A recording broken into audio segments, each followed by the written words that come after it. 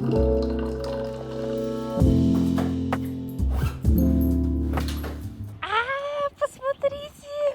у нас выпал снег.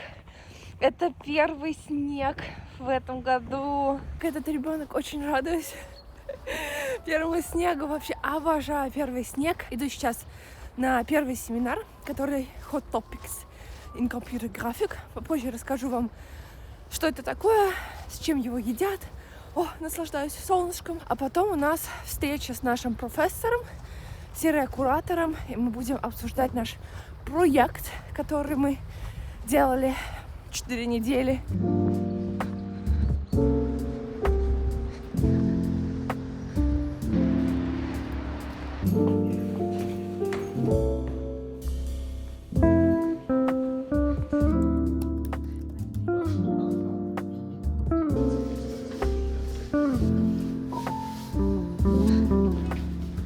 У нас есть open space специально на 3-м этаже, где мы в перерывах можем сидеть и работать.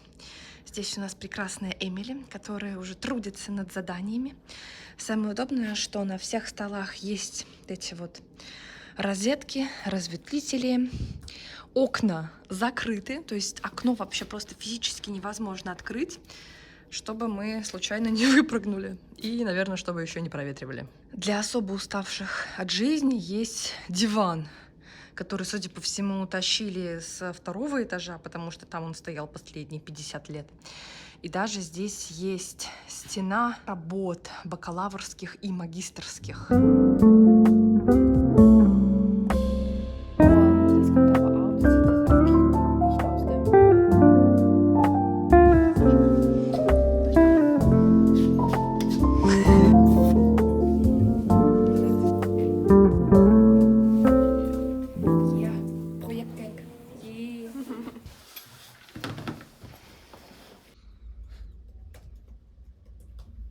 Tonk notiert schon alles. Ja, ich will auch mal ein bisschen mitschreiben, falls was sein sollte. Damit wir das alles vergleichen können. Dankeschön! Also ich sag jetzt was, aber wenn sie es falsch machen, ist es deren Problem. Dann идем жрать. Кушать пищу. Некоторые кушать, некоторые жрать. Вкушать пищу столовских богов. Лично я буду жрать. Слушай, это уже было? Нет, это новое. Какая красота вообще. Посмотрите. Мне кажется, я немного чего обломила.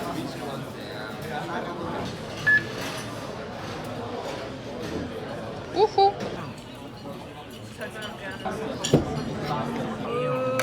Ду-ду-ду-ду. Danke dir. Vielen Dank. Sie müssen immer so geil.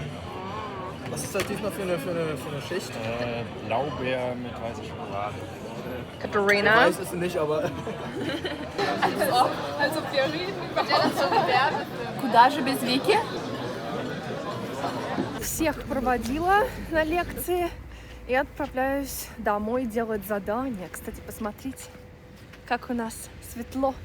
По моим каким-то метеорологическим ощущениям, у нас гораздо больше солнца в этом году, особенно в ноябре. Хочу рассказать немного про предметы, которые у нас есть в этом семестре. Это как бы неотъемлемая часть нашего обучения, поэтому давайте начнем по порядку. То, что у меня есть в понедельник. И было как раз сегодня, называется Hot Topics in Computer Graphic, то есть горячие темы в компьютерной графике.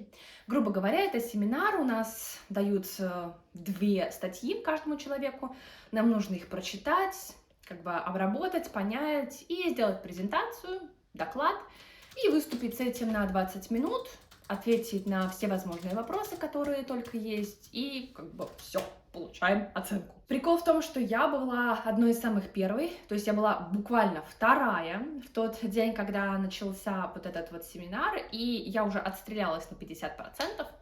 Фишка в том, что, несмотря на то, что это Hot Topics in Computer Graphic, как бы горячие темы, моя презентация была датирована 1999 годом. Однако у меня есть одна большая боль.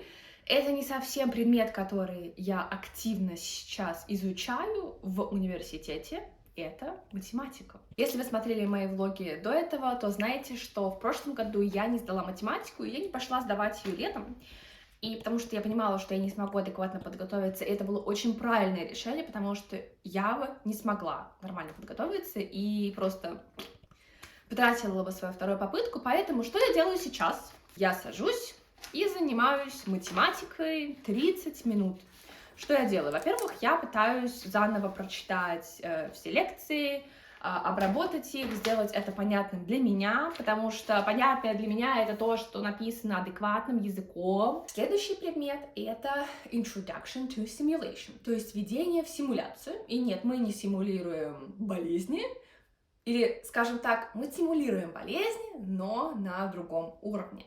А именно, что мы симулируем какие-то процессы, которые могут произойти в мире, например, рост болезней, рост грибов, рост плесени у нас в ванной, например, потому что это очень релевантная тема. Мы находимся в Германии, у нас у всех, мне кажется, дома есть плесень. Поэтому можно, кстати, вот так вот построить с помощью компьютерной программы график и посмотреть, как будет развиваться эта колония плесени. И тоже изучаем различные подходы. Например, знания с математики 3 про дифференциальные уравнения, теорию вероятности, а также статистику в этом предмете очень-очень приятно использовать, потому что в обычной математике мы просто, например, решаем в сухом остатке дифференциальные уравнения и ничего не происходит. А здесь мы их не должны решать, но мы видим, куда они используются, когда они используются. По сути, в этом семестре у меня есть только 3 предмета, куда я активно должна ходить. Это семинар и 2 занятия. Получается, к этим 2 занятиям у меня еще есть и дополнительные семинарские занятия. То есть в общей сложности я хожу на неделе 1, 2, 3, 4, 5. 5 раз в неделю я хожу в университет. Но это не означает, конечно, что я только 5 часов, например, работаю. У нас есть еще и предмет, который называется software-проект, то есть проект, который мы сами разрабатываем, и периодически мы встречаемся с нашим профессором, который наш куратор, и обсуждаем, насколько мы справились с нашими заданиями.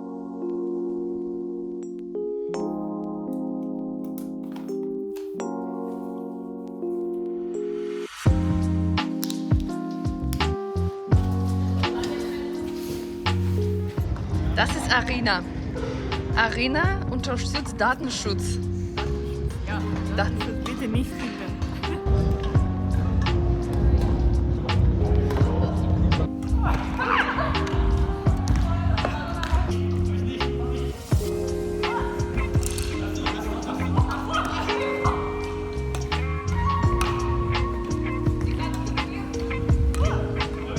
Играли просто ужасно.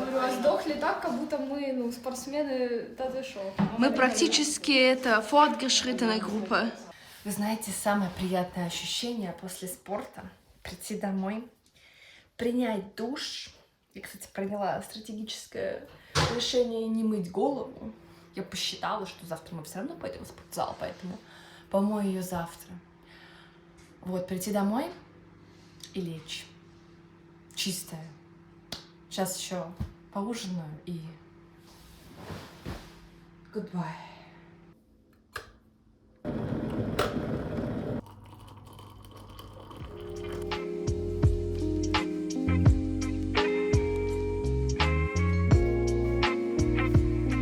Good morning. Okay, great. Боже, время уже 9:21, я невероятно голодная. Хочу прям съесть наконец-то свой завтрак. Подготовилась сейчас ко всем занятиям, которые у меня планируются на этой неделе. Рассортировала домашнее задание. Короче, провела прям очень продуктивное утро. И хочу есть. Сегодня у меня на завтрак ночная каша.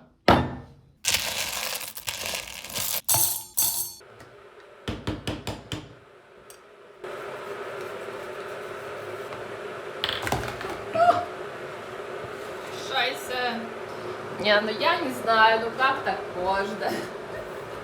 Вот так вот хочешь сделать эстетичный влог, а тут, блин, кофе скачет по кухне. О.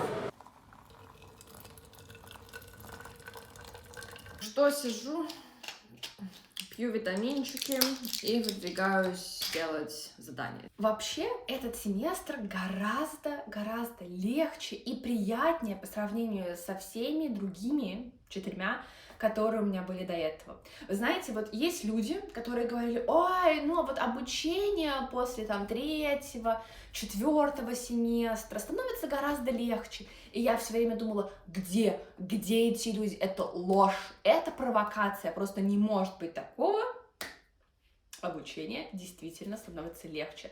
Просто потому, что предметы, которые я беру по выбору, во-первых, я могу сделать свой выбор, и я, например, беру предметы, которые как бы заранее знаю, что они чуть более легкие, что мне не нужно сдавать там 50 страниц в неделю домашнего задания, каждый раз у нас там лекции на 80 слайдов только в один заход, и действительно, вот 5-й семестр, 3-й год обучения, я могу сказать, что наконец-то стало гораздо легче. Также у меня есть интересный предмет визуализируинг, то есть визуализация, и это один из моих основных предметов для меня как компьютерного визуалиста, потому что мое направление не чистая информатика, а компьютерная визуалистика. Это не то, что мы генерируем там 3D-картинки, разрисовываем и делаем презентации, или там 3D-дизайн, или веб-дизайн. Нет. Но визуализируинг — это такой как бы предмет, который иногда мне кажется, что мы занимаемся какой-то фигней, потому что мы рассуждаем, обсуждаем, дискутируем про то, ага, вот можно представить вот эти данные таким образом, например, диаграммами такого типа. Либо же можно их представить другим образом или тем же самым образом, но сделать акцент на других цветах, выбрать разные градиенты. То есть мы обсуждаем, как можно представлять вот эти вот данные в плане диаграмм чаще всего, и обсуждаем просто плюсы и минусы этого всего и все возможные подходы, которые только есть для визуализации данных. Я как-то недооценила все сложности этого задания, планировала провести за ним час. Прошло в итоге 2 часа, я только что его сделала. Покажу вам свою гордость. Посмотрите, у меня здесь 8 страниц этого безудержного текста. Да, я решила добавить всякие фотографии, диаграммы, чтобы у меня было хоть какое-то понимание. Но я думаю, просто алло, 8. И самое главное, посмотрите, время час. А мне еще нужно делать математику, поэтому не расслабляемся.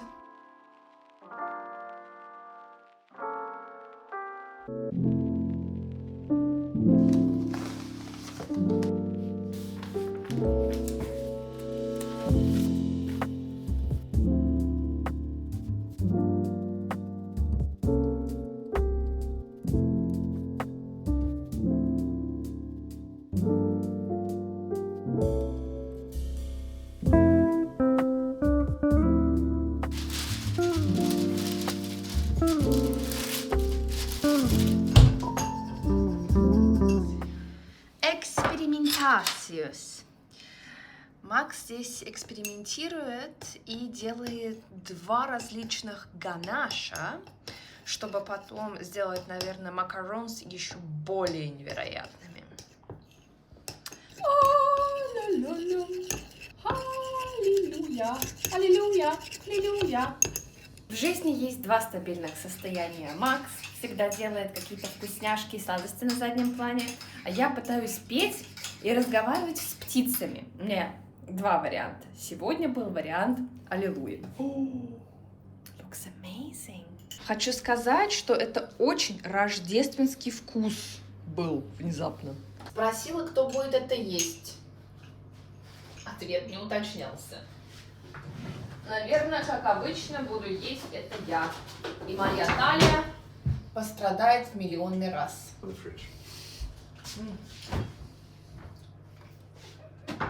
I call it a very typical student activity. We met somewhere at, what is it, 14, 19, on a casual Tuesday. Because Monsieur is baking something and I'm making chicken. Вторая часть балета у нас есть шпекуляции, которые будут также соединены с белым шоколадом. И в итоге у нас будут два рождественских варианта.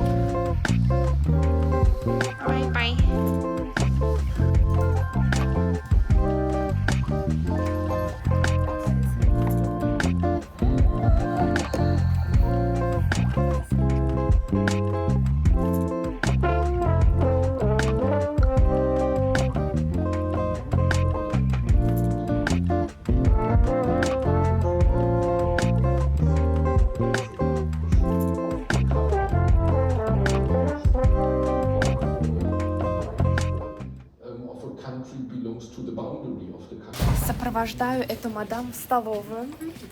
Обязательно нужно пропитание для студентов. Подожди, прямо идем. Макс там. Макс там. Пропитание для студентов, которые сейчас использовали 95% мозга на лекции.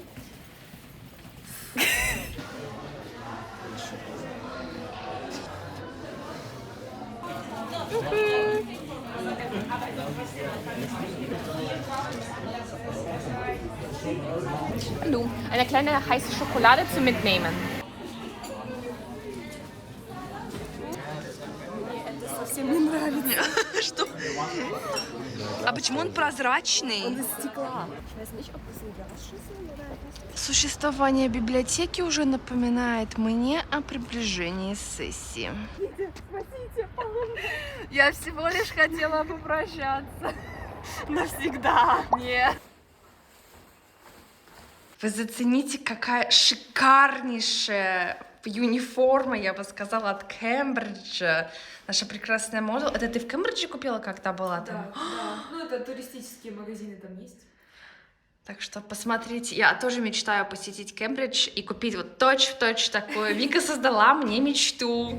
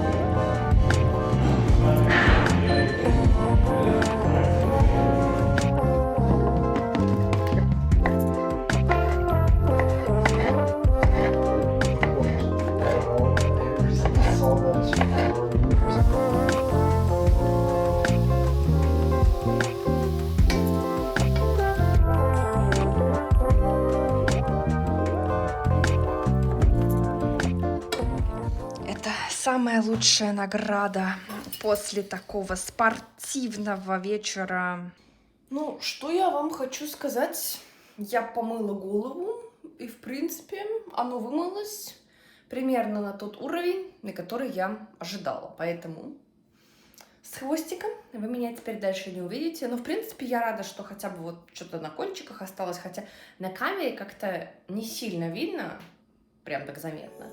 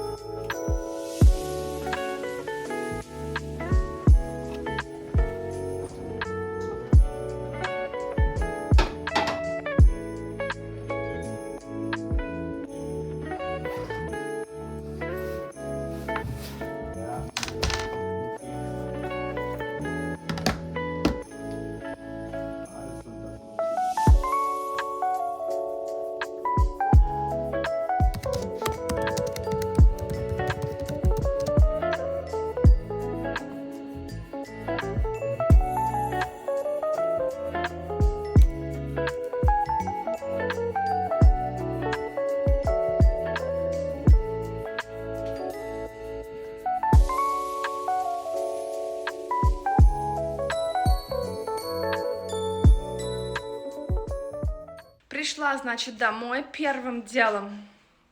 Необходимо подбежать, посмотреть на свои растения, полить. Я даже пока еще не могу адекватно отдохнуть. У нас сейчас через примерно 20 минут должна быть встреча, где мы созваниваемся и обсуждаем проект, который мы вот ходили к профессору как раз в понедельник, то есть первый день моего влога, и нам нужно рассказать нашему 6-му участнику, о чем там было, поэтому это еще на барабане сегодня, готовка ужина, и вот как раз в среду у меня чаще всего не получается позаниматься математикой, если особенно мы встречаемся насчет проекта. Меня все время гложет вот это вот ужасное чувство вины, что я думаю, блин, этот предмет для меня жизненно необходим, мне нужно прям кровь из носу его сдать, и когда я не могу им позаниматься, на меня накатывает вот это вот психологическое давление, и, в принципе, поднимается такая паника, потому что я думаю, блин, я не занимаюсь, я ничего не делаю для своего будущего. Так что, может быть, я сегодня ради галочки 15 минут там попереписываю эти лекции. Ну, по крайней мере, не лекции, а вот именно объяснения, которые я пойму как адекватный человек, а не математик. Вы знаете, какое самое приятное чувство? Время 18:32, и мы закончили разговаривать. Пока Максимилиан-младший готовит восхитительный ужин, кстати, зацените горгонзолу, я пойду делать математику. Так, мне сейчас вставили, я должна извиниться и сказать, что это не Максимилиан Junior, это Максимилиан Senior, а я начинаю делать математику. Для тех, кто интересуется или хотят посмотреть, как у нас выглядят лекции по математике, на первом и втором семестре у нас были потрясающие лекции. Это был PDF-файл, там было все очень эргономично, энергично. И сейчас посмотрите, вот я покажу вам, это не шутки. Вам не кажется? Да, это все лекции, написанные от руки. Понятное дело, их писал наш профессор Ша, так сказать. И вот так вот это вот все было написано карандашом, то есть вы видите, это карандашом от руки. Большой прикол в том, что когда она проводила эти лекции, обычно профессора в Германии проводят их более-менее в таком активном варианте, то есть они разговаривают, да, у них может быть что-то там написано, или они пишут на планшете, это все проектируется на доску, но также они очень много рассказывают. Эта дама просто брала вот эти вот ее лекции и переписывала их мелом на доску, просто их читала вслух. То есть она читала сначала предложение вслух, потом писала его на доску. Ждала, наверное, когда мы это все перепишем, стирала это и повторяла дальше. Честно скажу, я была только на одной лекции и считаю, что я ничего не потеряла, потому что в таком стиле это ни хрена не понятно. Я знаю, что, например, когда в моем вузе, в Самаре, в России, такое делали учителя, но там как будто это нормально. То есть у меня не было претензий, что к нам приходили с книжкой 80-го года и такие записываем. И профессор там просто читал ее вслух. Целых 1,5 часа мы должны это были все записывать. У нас там уже рука была такая синяя, отпечатанная. Вы знаете, в такие моменты я очень сильно собой горжусь, что время сейчас 19:47 с перерывом на ужин, но я позанималась математикой. В такие дни, особенно тяжелые и ленивые, иногда просто как в спорте. Чуть-чуть что-то сделать, и пусть даже это будет какая-то вообще не очень активная деятельность, но у меня есть таким образом выписанные все необходимые формулы, шмормулы. Я все еще пытаюсь разобраться с теорией вероятности, но огромное счастье, я посмотрела, у меня осталось даже не одна лекция, там каких-то просто 3 жалких страницы. И потом я могу переходить к статистике.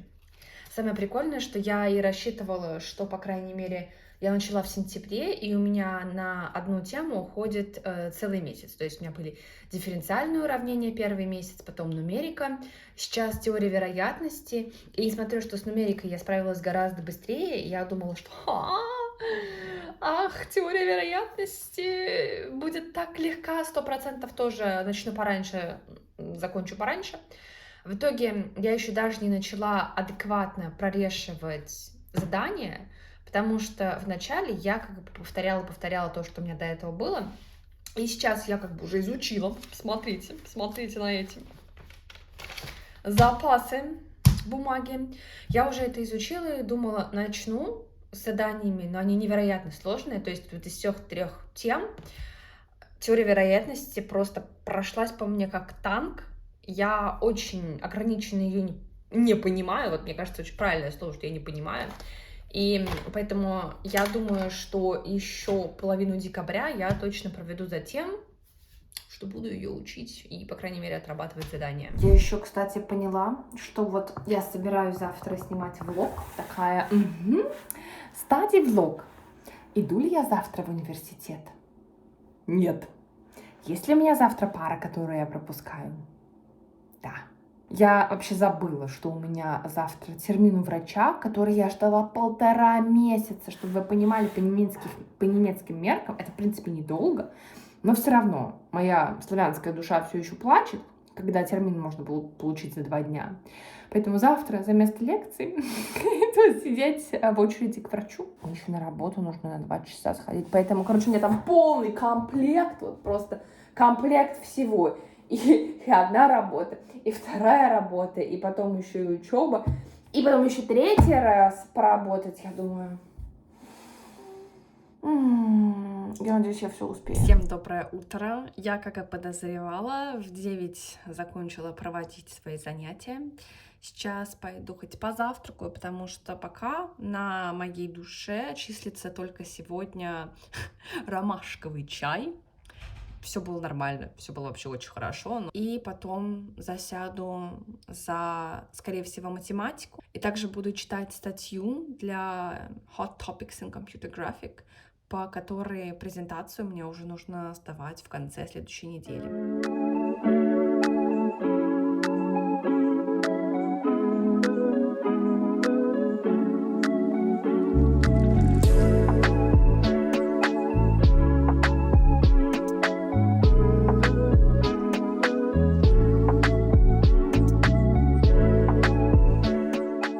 Господи, отметьте этот день в календаре, 27 ноября. Я поняла разницу между дискретной и непрерывной математикой. На немецком она называется stetige Mathematik. Это просто невозможно. Когда я первый раз готовилась к экзамену год назад, я вообще просто, для меня это был темный лес. Я пыталась их запомнить наизусть, вообще без какого-либо понимания, а здесь... Я получила, я рада. К сожалению, я занималась только 45 минут. Ну, почему к сожалению? Это наоборот, что хорошо, что я сегодня хотя бы позанималась математикой. Сейчас у меня уже время подходит обеда, и мне нужно идти на работу, но я совершенно не хочу есть, поэтому я такая, забираем гречку с собой. У меня стабильность. Когда я иду на работу, я всегда делаю себе гречку.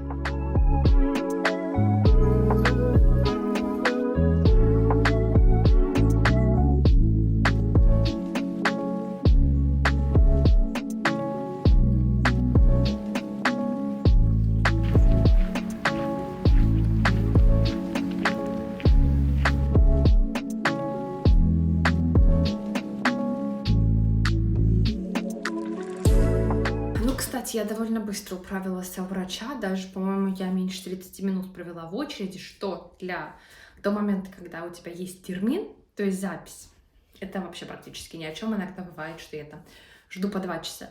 В общем, время сейчас ровно 16:40, и я амбициозно хотела уже 10 минут назад начать делать свой доклад, презентацию, ну, пока я планирую разбирать вот эту вот статью.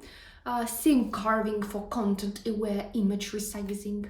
Поэтому это мой амбициозный план на следующие минут так 40. Вообще я думала, что я успею заранее, до работы. Но, блин, до работы я успела позаниматься математикой, то это очень хорошо. Вот.